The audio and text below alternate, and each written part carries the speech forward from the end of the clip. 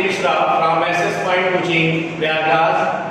Today I am here to teach you the function of noun as well as the function of pronoun. In the previous video, I have taught you the function of noun with its classification. But right now today, I am going to start the function of pronoun.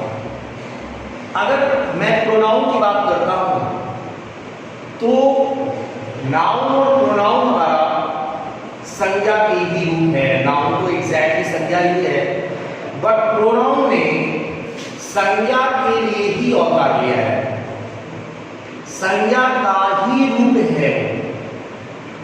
Just like कोई देवी देवता God's और goddesses जो हमारे दुनिया में धरती पर अवतार लेते हैं, वो गॉड के लिए आते हैं, यानी समझिए कि वो नाउन है और ये प्रोनाउन है जिन्हें हम अलग अलग रूपों में जानते हैं। जनरली अगर मैं प्रोनाउन की स्टार्टिंग करता हूं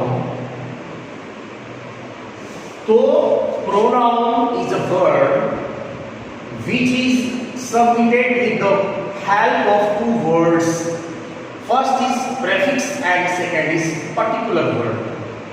इसको दो पार्ट में अगर हम तोड़ते हैं तो एक वर्ड हमारा होता है प्रो और दूसरा होता है नाउन। पहला हमारा प्रो होता है और दूसरा हमारा नाउन होता है। जो ये प्रो है, प्रो का मतलब होता है सब्स्टिट्यूट और नाउन का मतलब नाउन होता है। यानी जो डिफिनेशन हम लोग बचपन से याद करते हैं कि the word which is used in place of noun is called pronoun, जो शब्द नाउन के बदले में आता है उसे हम प्रोनाउन कहते हैं। बिल्कुल करेक्ट है। उसको थोड़ा दूसरे तरीके से डिफाइन कर दो। ये प्रो हमारा जो होता है ना, प्रो का मतलब होता है सब्स्टिट्यूट और noun means noun. Exactly definition बनी the substitute of noun is called pronoun।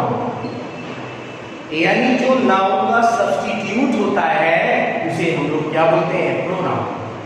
The substitute of noun is called pronoun. जो नाउन का सब्स्टिट्यूट होता है उसे हम लोग प्रोनाउन कहते हैं। जो नाउन का सब्स्टिट्यूट होता है, सब्स्टिट्यूट का मतलब भी होता है the word which is used in place of. जो इन प्लेस ऑफ लगता है, के स्थान पर लगता है, के बदले में लगता है, वही हमारा प्रोनाउन होता है। और यहाँ प्रोनाउन उसी चीज को यूज कर रहा है, उसी चीज को पॉइंट आउट कर रहा है कि जो सब्स्टिट्यूट है। बहुत सी गाड़ियों में देखते हैं लिखा रहता है पैशन प्रो, बहुत लिखा रहता है एक्स प्रो, प्रो के नाम से बहुत सी गाड़ी आती है। तो प्रो का तात्पर्य अगर पैशन प्रो बोला जाता है तो इसका मतलब जो पैशन की गाड़ी पहले थी उसी का ये प्रो है। यानी the substitute of that vehicle, जो पहले वाली व्हीकल थी उसी का ये सब्स्टिट्यूट है। ये उसका सिस्टम हुआ थोड़ा मॉडिफाइड है, दैट बस और कुछ नहीं। तो जो सब्स्टिट्यूट होता है नाउन का, that is known as pronoun, वही हमारा प्रोनाउन कहलाता है। तो ये प्रोनाउन है। इट मींस टू से किसी सेंटेंस में बार बार उसी नाउन को यूज करना गलत है। एक सेंटेंस का रिप्लाइजेशन पहले नाउन करता है, देन आफ्टर फिर प्रोनाउन शुरुआत करते हैं। जैसे कहा जाए रामू एक अच्छा लड़का है, दूसरे सेंटेंस में उसके बारे में अगर कुछ पॉइंट आउट करेंगे वह सुबह जल्दी उठता है। यानी अगर दोबारा में बोलूं रामू जल्दी उठता है, द सेंटेंस विल बी और, दैट विल बी और। ये सिस्टम गलत हो जाएगा, इसका सिस्टम गलत है। दूसरे वाले में हमें वह करना है, वह जल्दी उठता है। यानी वह उसके लिए आप प्रोनाउन यूज करिए। फर्स्ट सेंटेंस में आपने नाउन का यूज कर दिया, अब सेकंड सेंटेंस है, थर्ड सेंटेंस से जो भी आएगा उसमें नाउन को यूज कर, प्रोनाउन को लगा के जाइए। फर्स्ट में नाउन का यूज कर दिया आपने, तो ये हमारा सिस्टम है। इसलिए प्रोनाउन की बहुत आवश्यकता होती है। तो डिफिनेशन मैंने क्या बताया आपको, the substitute of noun is called pronoun. जो हमारा नाउन का सब्स्टिट्यूट होता है वो प्रोनाउन होता है। ओके, एग्जाम के अकॉर्डिंग सिंटैक्स में अगर मैं डायरेक्ट आपको रूल्स बताता हूं तो that will be insignificant for you. वो कॉम्पिटिटिव स्टूडेंट्स के लिए होता है कि डायरेक्ट उनको फैक्ट्स और फिगर बताइए और उसकी प्रैक्टिस करवा दीजिए। बट एकेडमिक जो क्लासेस होती हैं उसमें first of all you will have to know the kinds of pronoun, which word is known as, which में किस तरह से ये जाना जाता है, तो you will have to recognise it completely. आपको बहुत अच्छी तरह से उसे रिकॉग्नाइज करना पड़ेगा कि ये वर्ड किस तरह से जाना जाता है, ये किस नाम से जाना जाता है, आपको महसूस करना पड़ेगा, जानना पड़ेगा। It is of 10 kinds, 10 kinds. ये जो हमारा प्रोनाउन है ये 10 प्रकार का होता है, इसके 10 प्रकार होते हैं। तो 10 प्रकार को ऑर्डरली मैं आपको समझा रहा हूं, just I am making you understand the kinds of pronoun and you should point out to the words whatever I am speaking so that you might stand with the fact and figure of pronoun. तो pronoun का जो system है वो 10 प्रकार का होता है। इसमें मैं स्टार्ट करता हूं पर्सनल प्रोनाउन। हमारा जो पर्सनल प्रोनाउन होता है मैं पहले इसकी चर्चा करता हूं। That is very important, generally it is used, बहुत इसका सिस्टम होता है। मैं बता रहा हूं, जैसे मैंने बोला आई, मी, माई, माइन, एक सेल्फ की फॉर्म होती छोड़िए, या आपको समझना ही है, इसमें लिख दो माई सेल्फ। यहां मैंने बोला we, us, our, ours, ourself. यहां मैंने बोला you, yo, your, yours, yourself या सेल्फ। यहां बोला ही, him, his, himself। यहां मैंने बोला she, her, hers, hers and herself। यहां मैंने बोला they, them, their, theirs and themselves। ये हमारी वर्डिंग्स है। ये जो हमारा पार्ट है ये हमारा सब्जेक्टिव या नॉमिनेटिव केस कहा जाता है। सब्जेक्टिव यानी कर्ता कारक जिसे बोलते हैं, यानी जो एज अ सब्जेक्ट यूज होता है। All these words are used as a subject in a particular sentence। किसी भी सेंटेंस में ये प्रोनाउन जो सब्जेक्टिव केस के हैं ये एज ए सब्जेक्ट कार्य करते हैं। सेकंड जो हमारा सिस्टम है they are used as object. जो सेकंड पर्सन की जो हमारा सेकंड लाइन है ये ऑब्जेक्ट की तरह कार्य करते हैं, यानी मेन वर्ब के बाद ये वर्ड्स मेन वर्ब के पहले आते हैं और ये मेन वर्ब के बाद आते हैं। Because these words are subject and these words are object। ये सब्जेक्ट होते हैं, ये ऑब्जेक्ट होते हैं। And these words are positive case. ये हमारे पॉजिटिव केस के वर्ड्स होते हैं। पॉजिटिव केस का मतलब होता है संबंध कारक। ये संबंध कारक हमारा होता है जो संबंधों को दर्शाने का कार्य करता है। किसी के भी संबंध को दर्शाता है, संबंध कारक होता है। माई हुआ, माई हुआ, hours, your, yours, his, his, her, hers, their, theirs। ये हमारे पॉजिटिव केस के प्रोनाउन होते हैं। एंड ये रिफ्लेक्सिव केस होता है। रिफ्लेक्सिव केस का मतलब होता है स्वयंवाची सर्वनाम जो स्वयं का देता है। ये जहां पर भी स्वयं का मीनिंग देता है ना वहां पर इन वर्ड्स को यूज करते हैं। ये हमारा जो पॉजिटिव केस होता है इसके दो पार्ट्स हैं। देखिए इनमें एक ही है, इसमें आई है, वी है, यू, इसमें मी है, ये है। इसमें दो वर्ड्स हैं। एक हमारा पॉजिटिव, इसके दो वर्ड्स कैसे हैं, ये जो हमारे हैं ये है, ये एडजेक्टिव होते हैं। और ये जो हमारे वर्ड्स है ये हमारे प्रोनाउन हैं। यानी ये माई है, और है, यू है, हिज है, हर है, देयर है, ये पॉजिटिव एडजेक्टिव है। एंड माई है, आवर्स है, यूज है, हिज है, हर्स है, देयर्स है, ये पॉजिटिव प्रोनाउंस है। यानी सोचिए, मैं आप लोगों को सबसे पहले इन्हीं का रूल बताना चाहूंगा। इनका रूल फिर इस पर प्रैक्टिस करवा देता हूं। इसका रूल सुनिए। इसमें रूल ये है कि माई और माइन की मीनिंग सेम। मेरा, मेरा, मेरा, हमारा, हमारा, तुम्हारा, तुम्हारा, उसका, उसका, मीनिंग में no difference, but there is a great difference in their uses in a particular sentence. Sentences में बहुत बड़ा अंतर है। सेंटेंस में क्या अंतर होता है? सेंटेंस में ये अंतर है कि ये एडजेक्टिव्स हैं, तो these words are the modifier of a noun. ये नाउन के मॉडिफायर होते हैं, ये नाउन के मॉडिफायर होते हैं, और ये सब प्रोनाउन है। तो ये प्रोनाउन जो है, अच्छा, ये नाउन के मॉडिफायर, इसका मतलब नाउन के साथ यूज होंगे, यानी इनके तुरंत बाद नाउन आना चाहिए। इन वर्ड्स के तुरंत बाद नाउन आना चाहिए। और तो ये वर्ड्स है, माइंड है, आवर्स है, यूज है, हिज है, हर्स है, देयर्स है, इनके बाद किसी भी कंडीशन में नाउन नहीं आना चाहिए, क्योंकि ये प्रोनाउन है। और प्रोनाउन का मतलब सब्स्टिट्यूट ऑफ नाउन। जो नाउन का सब्स्टिट्यूट होता है हम उसे प्रोनाउन कहते हैं। तो ये सारे वर्ड्स हमारे प्रोनाउन हैं। तो जो प्रोनाउन है वो नाउन के बदले में जो भी आता है, अभी मैं डिस्क्राइब कर चुका हूं। ये प्रो मीन्स होता है सब्स्टिट्यूट, और नाउन मीन्स नाउन, जो नाउन का सब्स्टिट्यूट हो। तो जो प्रोनाउंस है, तो प्रोनाउंस इसका मतलब जहां नाउन नहीं आएगा वहां पर हम इन वर्ड्स का यूज करेंगे। ये वर्ड्स यूज होंगे। और ये हमारा एडजेक्टिव है।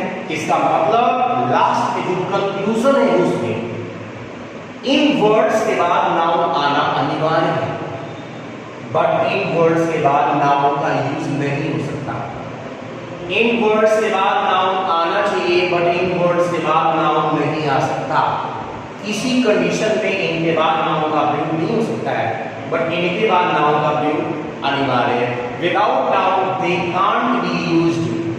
नाउन के बगैर इनका प्रयोग नहीं हो सकता है, और नाउन के बगैर ये प्रयोग होते हैं क्योंकि ये उसके प्रोनाउन ही है, उसी के रूप में। जस्ट एग्जाम्पल, अगर मैंने बोला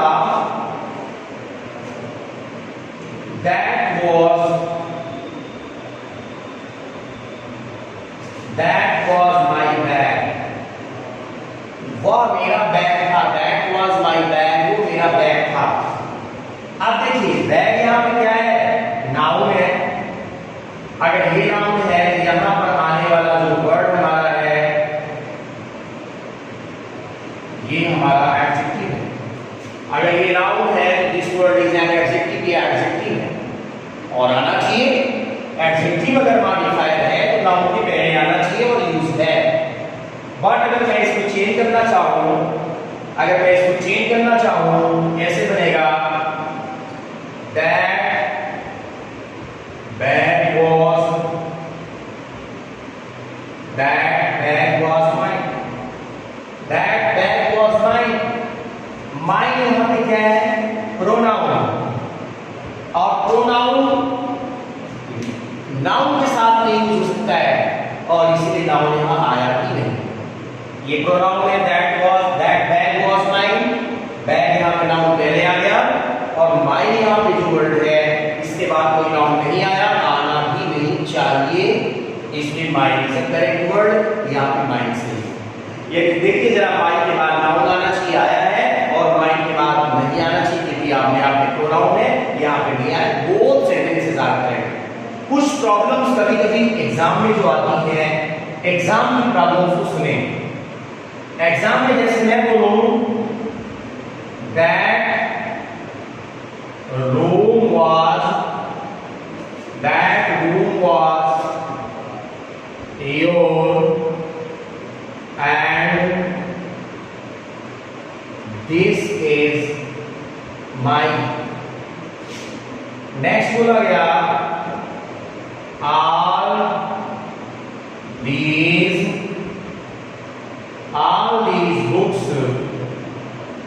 are, her and those were his. ये एग्जाम में सपोज दैट आ गए, you will have to correct these two sentences. इन दोनों सेंटेंसेस को करेक्ट करना है आपको, इनको सही करने।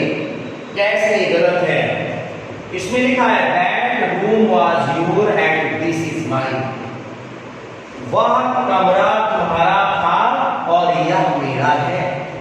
ये सिस्टम इसका है, वह कमरा तुम्हारा था और यह मेरा है। तो अब इसमें प्रॉब्लम कहां है? प्रॉब्लम ये है कि यहां पे दैट रूम वाज योर लिखा है। योर जब लिखा है तो योर के बाद, यानी योर का मतलब हुआ पॉजिटिव एडजेक्टिव, और इसके बाद there is a great requirement of a particular noun in a sentence. Noun की आवश्यकता है कि योर के बाद कोई नाउन यहां यूज है नहीं, और आप जबरदस्ती यहां जोड़ भी नहीं सकते। कोई नाउन के बाद यहाँ पे कोई नाउन, इस वर्ड के बाद कोई नाउन है ही नहीं है, तो आपको क्या करना होगा? जब कोई नाउन नहीं है तो नाउन तो जोड़ेंगे नहीं, इसलिए इस वर्ड को रिमूव करके योर की जगह योर्स कर देंगे, because this is pronoun and it has no requirement of a particular noun. इसको किसी नाउन की कोई रिक्वायरमेंट नहीं है, इसलिए यहाँ योर की जगह क्या होना चाहिए था? योर की जगह योर्स होना चाहिए था, yours. And this is also एक और प्रॉब्लम है, दिस इज माइन, यह मेरा है। माई के बाद my book, my pen, my friend, कुछ ना कुछ होना चाहिए ना वर्ड, लेकिन कोई वर्ड यहाँ पे नहीं है। तो आप क्या करेंगे? एडजेक्टिव के बाद नाउन आना चाहिए और है नहीं यहाँ पे, तो आप फर्स्ट सही से माई को किसमें चेंज कर दीजिए? माई में चेंज कर दीजिए, ताकि ये क्या बन जाए? प्रोनाउन बन जाए। माई को रिमूव करके यहाँ पे क्या यूज करेंगे? माइन यूज कर लीजिए and this will be correct sentence. ये सही सेंटेंस होगा। आज इसमें कोई प्रॉब्लम नहीं है, बस इसी प्रकार से आपको समझने की जरूरत होती है। ऑल दीज बुक्स आर हर, ये सारी किताबें उसकी हैं। ओके, अपने आप में माइंड में कंसीडर करिए how to correct the particular sentence to you. I will describe, but before that you should try to solve the complete sentence so that it may be correct. All these books are her, ये सारी किताबें उसकी हैं, and those were his, और वो सारी किताबें उसकी थी। तो अब इसमें प्रॉब्लम क्या है? इसमें प्रॉब्लम है आर हर, जहां पे हर लिखा है तो यहाँ पे हर के बाद फिर किसी नाउन को रिक्वायरमेंट होना चाहिए था, नाउन नहीं है, इसलिए यहाँ पे हर को प्रोनाउन में चेंज करना पड़ेगा, और इसका जो प्रोनाउन बनेगा वो क्या बनेगा? हर्स, क्योंकि कोई एक्स्ट्रा वर्ड हम इसमें जोड़ नहीं सकते, तो हर अकेले यूज हो नहीं सकता, इसके बाद किसी नाउन की जरूरत होती है, नाउन नहीं है, इसलिए इसको हम लोग हर्स में चेंज कर देंगे। यहाँ पे आपको हर्स लिखना चाहिए। All these books are hers, ये सारी किताबें उसकी हैं, and those were his, यहाँ पर his लास्ट में है, his के बाद भी कोई ना कोई नाउन आना चाहिए था, बट नहीं आया।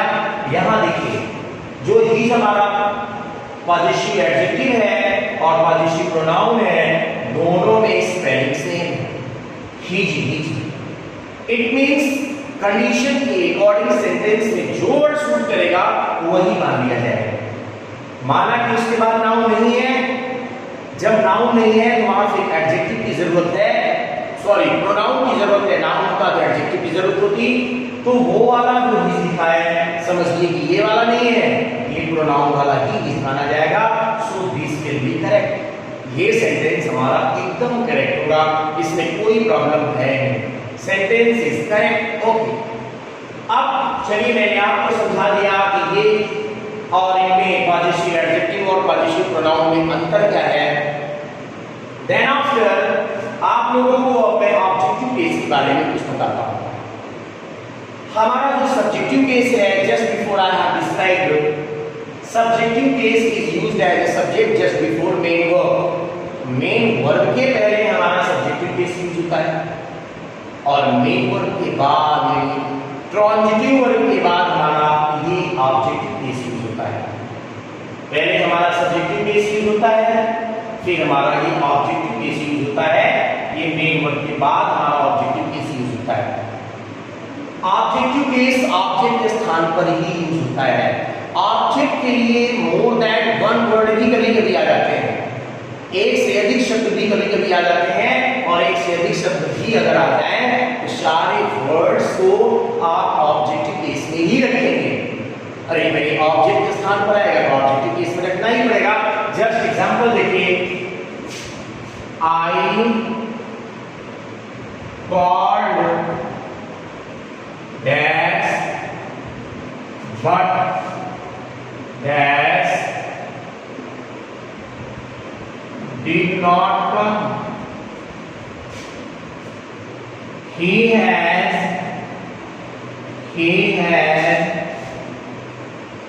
delivered sweets between dash। इसमें अगर मैं ऑप्शन दे रहा हूं आपको, you and I,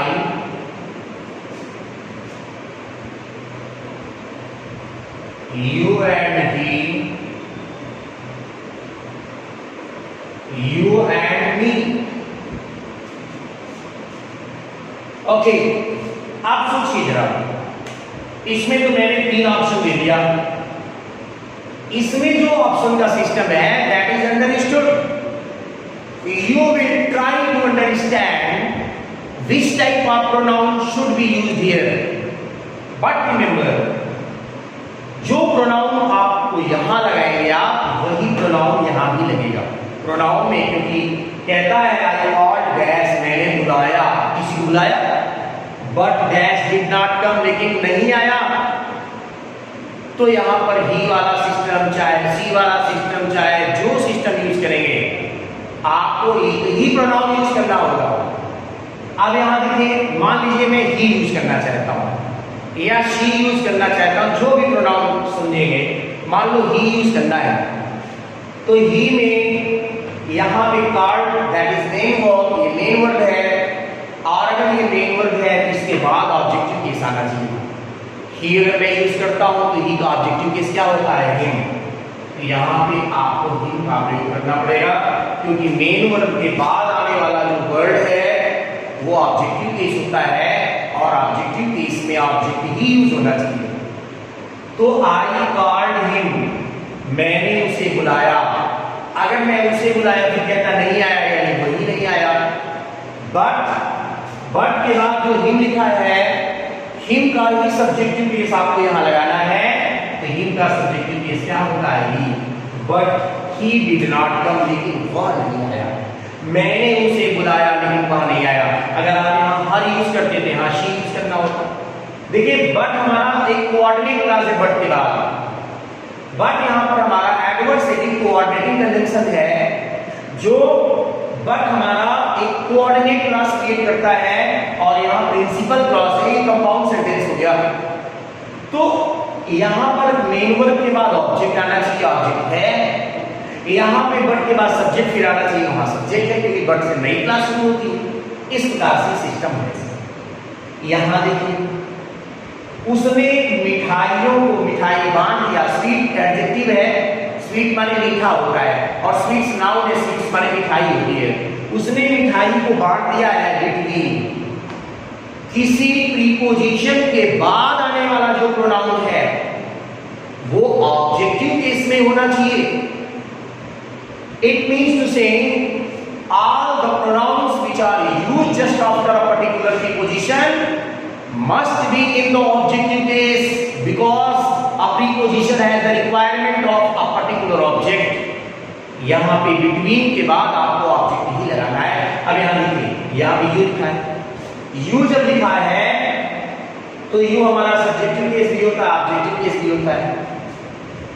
अब यहाँ पर सब्जेक्टिव है या ऑब्जेक्टिव है, लेकिन वहां जो की रिक्वायरमेंट ऑब्जेक्ट की होती है, इसलिए आप इसे ऑब्जेक्ट ही मानोगे, ये ऑब्जेक्टिव केस है। लेकिन एंड के बाद जो आई इसके साथ जुड़ा है ना, वो सब्जेक्टिव केस है। ये तो सेलेक्ट हो जाता, बट इसकी कंपनी की वजह से नहीं सिलेक्ट हो पाएगा, क्योंकि इसको जो कंपनी इसकी है वो आई है, दैट इज सब्जेक्टिव केस।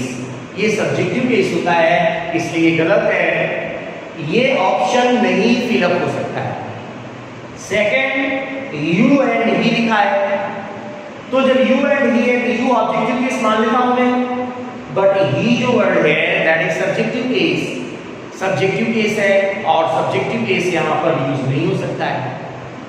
यहां पे यू एंड मी लिखा है, तो यू तो आपका ऑब्जेक्टिव केस है और मी भी आई का ऑब्जेक्टिव केस ही होता है, आई का ऑब्जेक्टिव केस ही होता है, इसलिए जो वर्ड हमारा है ये ऑब्जेक्टिव केस तो ऑब्जेक्टिव ही माना जाएगा, so this will be correct, ये सेंटेंस हमारा करेक्ट है। यानी इसमें सही ऑप्शन जो आपका होगा वो होगा यू एंड मी, यही ऑप्शन आपको फिलअप करना है, एक साथ यू एंड मी बिटवीन के बाद यूज करना है you and me. Okay, that's all. ये हमारा था पर्सनल प्रोनाउन, यानी प्रोनाउन का एक प्रकार था ये, and that is very important, बहुत इंपॉर्टेंट है। सेल्फ की जो हमारी फॉर्म है, तो सेल्फ की फॉर्म हम इसके बाद बताते हैं कि सेल्फ की फॉर्म कैसे यूज होती है। यानी सोच लीजिए कि जो पर्सनल प्रोनाउन हमारा है that is well completed, personal pronoun आपका कंप्लीट हो चुका है, पर्सनल प्रोनाउन कंप्लीट हो चुका है। Okay, that's all. नेक्स्ट अब मैं आपको बता रहा हूं, एक हमारा होता है रिफ्लेक्सिव प्रोनाउन और एक हमारा होता है एम्फैटिक प्रोनाउन। रिफ्लेक्सिव और एम्फैटिक दोनों लगभग एक ही जैसे होते हैं, एक ही सफिक्स से बनाए जाते हैं, जो सफिक्स उसका है वही सफिक्स उसका होता है, दोनों एक ही सफिक्स से बनते हैं, बट दोनों का जो सिस्टम होता है वो थोड़ा डिफरेंट होता है, सिस्टम में और मीनिंग में डिफरेंस आता है। सिस्टम और मीनिंग में डिफरेंस कैसे? सेल्फ, सेल्फ और सेल्फ्स, सेल्फ और सेल्फ्स, ये दोनों फॉर्म हैं, ये ही दोनों रिफ्लेक्सिव प्रोनाउन भी माने जाते हैं इनसे, और एम्फैटिक भी बनता है। कैसे? अब मैं दूसरा और तीसरा एक साथ बताऊंगा। Reflexive and emphatic pronoun. Reflexive का मतलब स्वयंवाची और एम्फैटिक मीन्स दबाववाची। रिफ्लेक्सिव एंड एम्फैटिक प्रोनाउन यानी स्वयंवाची सर्वनाम और इसे दबाववाची प्रेशर देने का कार्य करता है। कैसे? I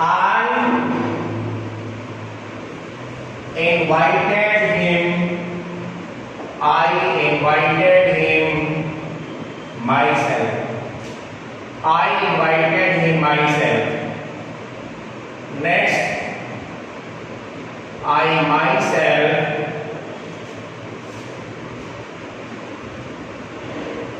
myself invited him. यहां पर जो myself वर्ड है ये हमारा रिफ्लेक्सिव प्रोनाउन है और यहां जो है वो एम्फैटिक प्रोनाउन है। I invited him myself. I invited him myself. I myself invited him. I invited him myself और दूसरा I myself invited him। दोनों में डिफरेंस क्या है?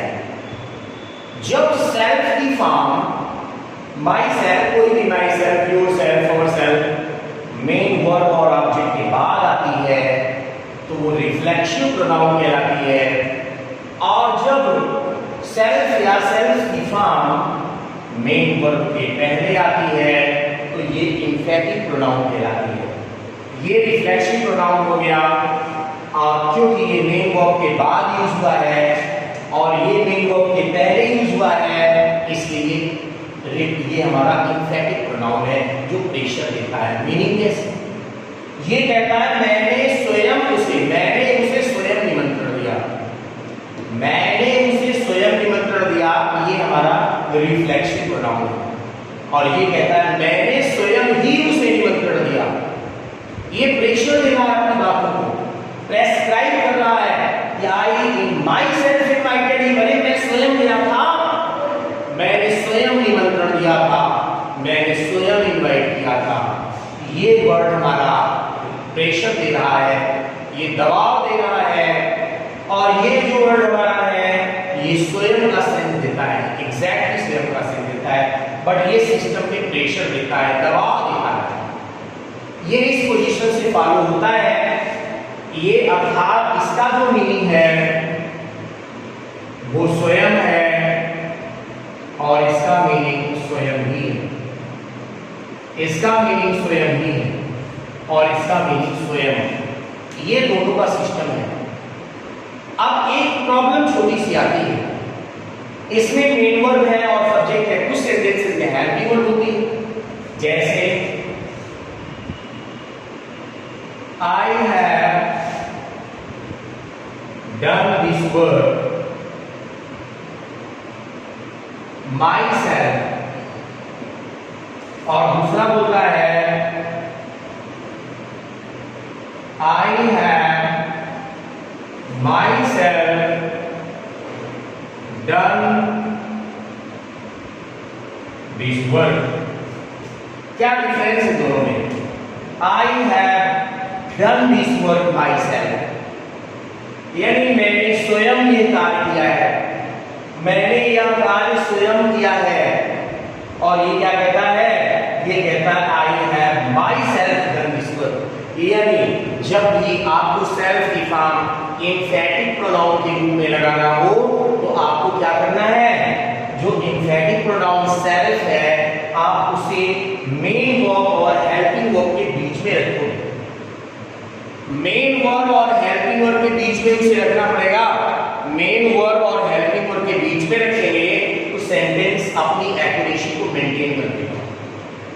यहाँ मेन वर्ब है और ये हेल्पिंग वर्ब है, इन दोनों के बीच में आपको सेल्फ की फॉर्म को रखना है। सेल्फ की फॉर्म बीच में रहेगी तो स्वयं ही का मीनिंग देगा। ये क्या बोलता है? मैंने यह कार्य स्वयं किया है, मैंने यह कार्य स्वयं किया है। और ये क्या बोलता है? मैंने स्वयं ही यह कार्य किया है, यानी अपने ऊपर स्ट्रेस देगा। It means to say there was no support of any other person, किसी दूसरे बंदे का कोई सपोर्ट नहीं था, इस बंदे ने स्वयं ही ये कार्य किया है। इस सिस्टम को ये फॉलो कर रहा है, इस सिस्टम को फॉलो कर रहा है। ओके, रिफ्लेक्सिव प्रोनाउन और एम्फैटिक प्रोनाउन आपने समझ लिया। नेक्स्ट आपको मैं रिलेटिव प्रोनाउन और इंट्रोगेटिव प्रोनाउन बताना चाहूंगा जो बहुत ही इंपॉर्टेंट है।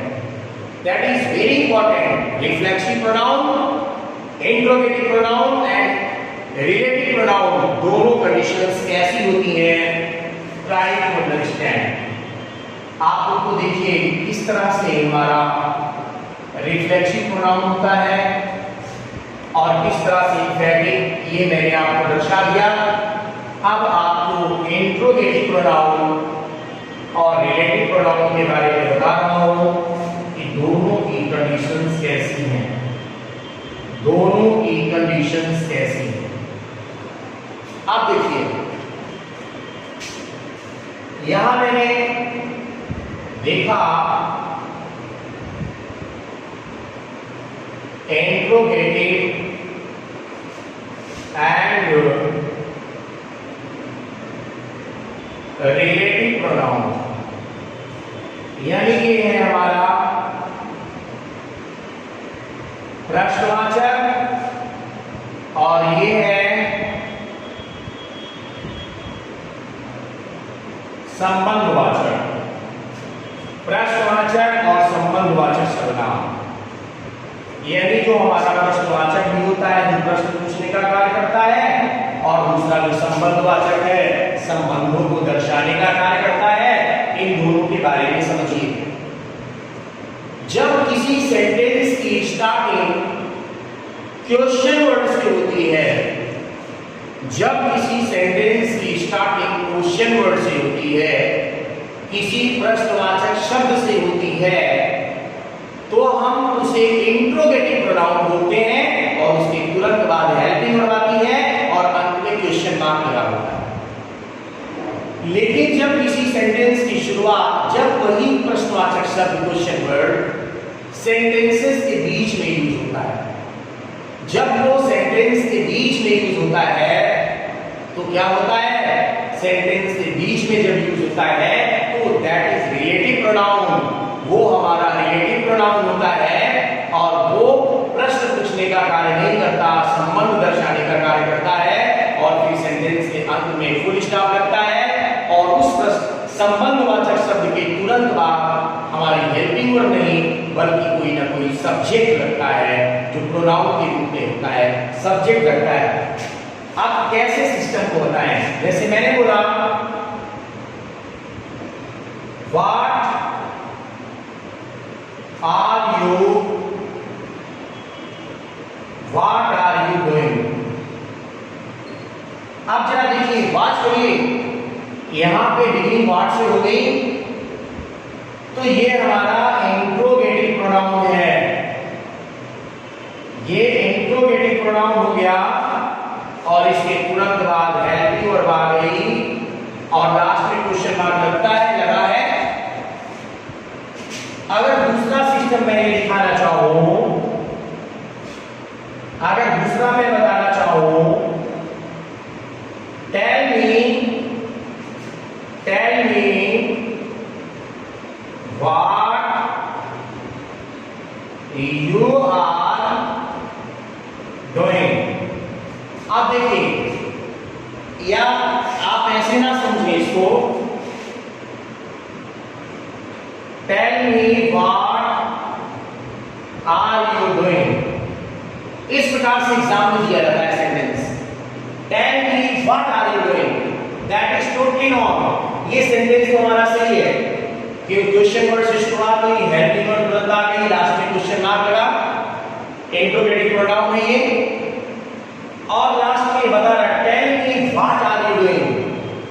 यहां पर जो व्हाट है ये बीच में आया और बीच में आने से हमारा ये रिलेटिव प्रोनाउन बोला गया। रिलेटिव प्रोनाउन के तुरंत बाद हेल्पिंग वर्ब नहीं आ सकती। Just after that a particular clause in affirmative should be given. affirmative इसकी क्लास होनी चाहिए और affirmative इसकी जो क्लास है तो what के तुरंत बाद आपको सब्जेक्ट लगाना होगा you के बाद आपको लगाना होगा are के बाद आपको लगाना होगा doing और full stop आपको लगाना है, क्वेश्चन मार्क नहीं लगाना है, यहाँ पे full stop का यूज करना है, फुल स्टॉप लगाना पड़ेगा, क्वेश्चन मार्क नहीं लगाएंगे तो ये हमारा हो जाएगा रिलेटिव प्रोनाउन। ऐसे सेंटेंस आते हैं एग्जाम में और उसको इस प्रकार से परफॉर्म करना होता है।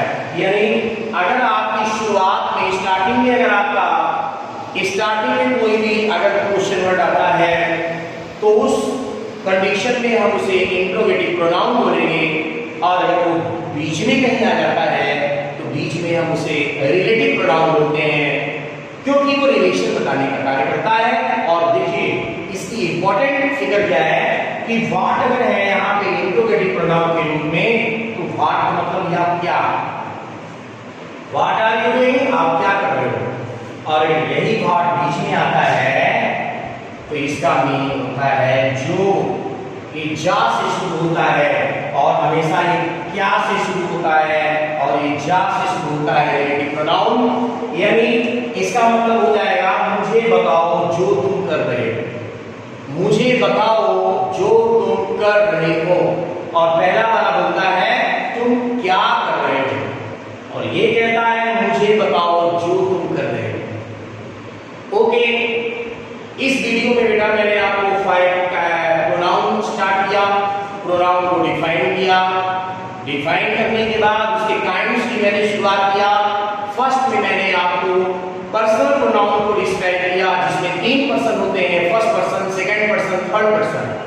फर्स्ट पर्सन में आई और ही के सारे पार्ट्स होते हैं, सेकंड पर्सन में यू के सारे पार्ट्स होते हैं, थर्ड पर्सन में ही, शी, इट और दे के सारे पार्ट्स होते हैं। उसका सब्जेक्टिव केस, उसका ऑब्जेक्टिव केस, उसका पोजीशन केस, उसका रिफ्लेक्सिव केस मैंने सब आपको समझाया।